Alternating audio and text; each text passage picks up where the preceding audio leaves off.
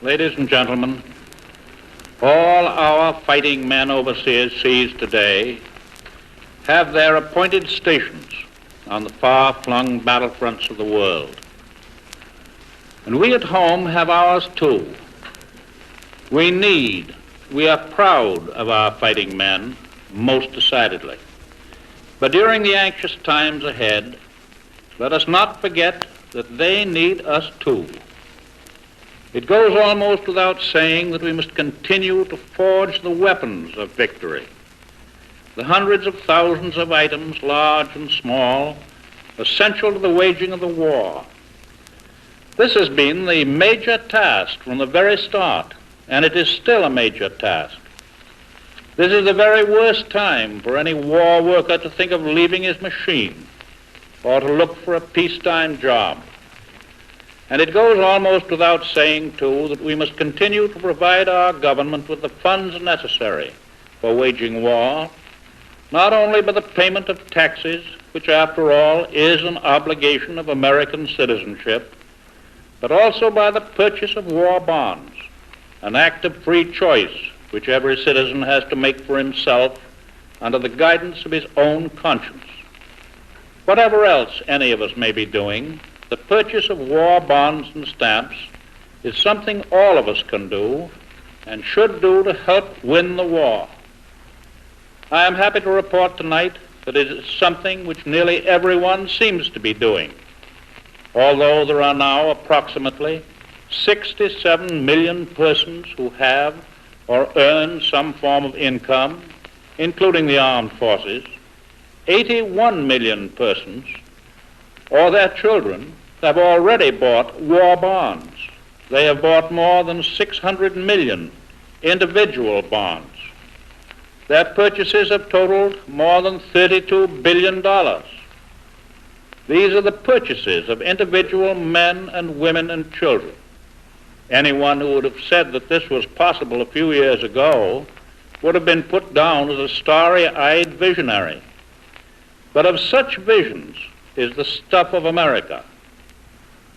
Of course, there are always pessimists with us, everywhere, a few here and a few there. I am reminded of the fact that after the fall of France in 1940, I asked the Congress for the money for the production by the United States of 50,000 airplanes per year. Well, I was called crazy. It was said that the figure was fantastic, that it could not be done. And yet today we are building airplanes at the rate of 100,000 a year. There is a direct connection between the bonds you have bought and the stream of men and equipment now rushing over the English Channel for the liberation of Europe. There is a direct connection between your bonds and every part of this global war today. Tonight, therefore, on the opening of this fifth war loan drive, it is appropriate for us to take a broad look at this panorama of world war. For the success or the failure of the drive is going to have so much to do with the speed with which we can accomplish victory and then peace. While I know that the chief interest tonight is centered on the English Channel and on the beaches and the farms and the cities of Normandy, we should not lose sight of the fact that our armed forces are engaged on other battlefronts all over the world, and that no one front can be considered alone without its proper relation to all. It is worthwhile, therefore, to make overall comparisons with the past. Let us compare today with just 2 years ago, June 1942. At that time, Germany was in control of practically all of Europe and was steadily driving the Russians back toward the Ural Mountains. Germany was practically in control of North Africa and the Mediterranean and was beating at the gates of the Suez Canal and the route to India. Italy was still an important military and supply factor, as subsequent long campaigns have proved.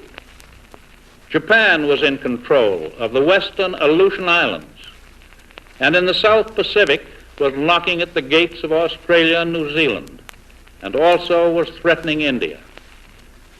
Japan had seized control of most of the Central Pacific. American armed forces on land and sea and in the air were still very definitely on the defensive, and in the building up stage, our allies were bearing the heat and the brunt of the attack.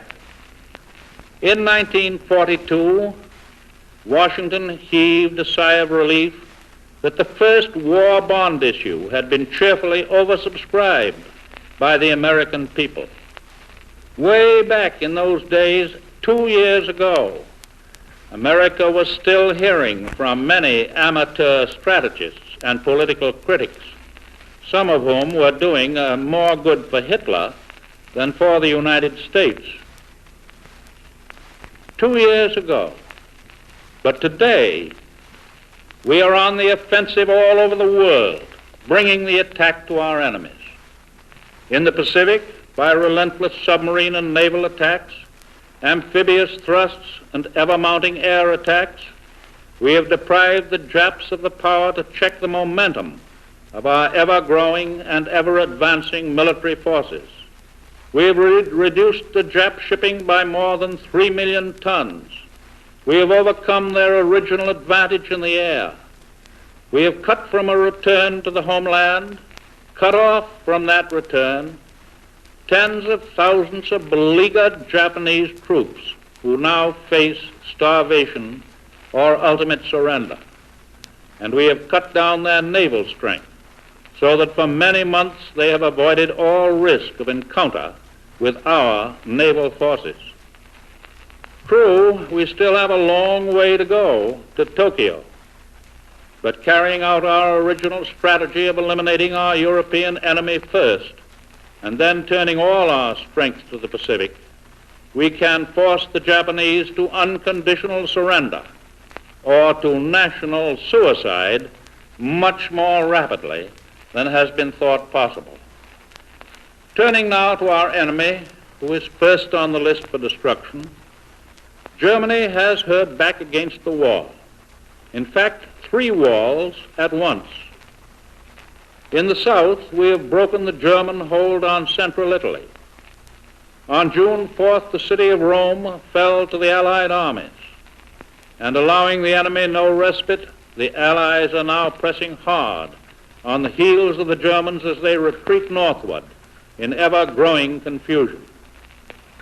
On the east, our gallant Soviet allies have driven the enemy back from the lands which were invaded 3 years ago, and the great Soviet armies are now initiating crushing blows. Overhead, vast Allied air fleets of bombers and fighters have been waging a bitter air war over Germany and Western Europe. They have had 2 major objectives: to destroy German war industries, which maintain the German armies and their forces, and to shoot the German Luftwaffe out of the air. German production has been whittled down continuously, and the German fighter forces now have only a fraction of their former power. This great air campaign, strategic and tactical, is going to continue with increasing power. And on the west, the hammer blow which struck the coast of France last Tuesday morning, less than a week ago, was the culmination of many months of careful planning and strenuous preparation. Millions of tons of weapons and supplies, hundreds of thousands of men assembled in England are now being poured into the great battle in Europe. I think that from the standpoint of our enemy, we have achieved the impossible. We have broken through their supposedly impregnable wall in northern France. But the assault has been costly in men and costly in materials. Some of our landings were desperate adventures, but from advices received so far, the losses were lower than our commanders had estimated would occur. We have established a firm foothold. We are now prepared to meet the inevitable counterattacks of the Germans with power and with confidence. And we all pray that we will have far more soon than a firm foothold. Americans have all worked together to make this day possible. The liberation forces now streaming across the Channel and up the beaches and through the fields and the forests of France are using thousands and thousands of planes and ships and tanks and heavy guns. They are carrying with them many thousands of items needed for their dangerous, stupendous undertaking. There is a shortage of nothing, nothing, and this must continue. What has been done in the United States since those days of 1940, when France fell, in raising and equipping and transporting our fighting forces, and in producing weapons and supplies for war, has been nothing short of a miracle. It was largely due to American teamwork among capital and labor and agriculture, between the armed forces and the civilian economy, indeed among all of them. And every man or woman or child who bought a war bond helped, and helped mightily. There are still many people in the United States who have not bought war bonds, or who have not bought as many as they can afford. Everyone knows for himself whether he falls into that category or not. In some cases, his neighbors know too. To the consciences of those people, this appeal by the President of the United States is very much in order. For all of the things which we use in this war, everything we send to our fighting allies costs money, a lot of money. One sure way every man, woman, and child can keep faith with those who have given and are giving their lives is to provide the money which is needed to win the final victory.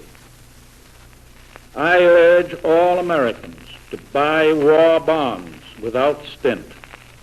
Swell the mighty chorus to bring us nearer to victory.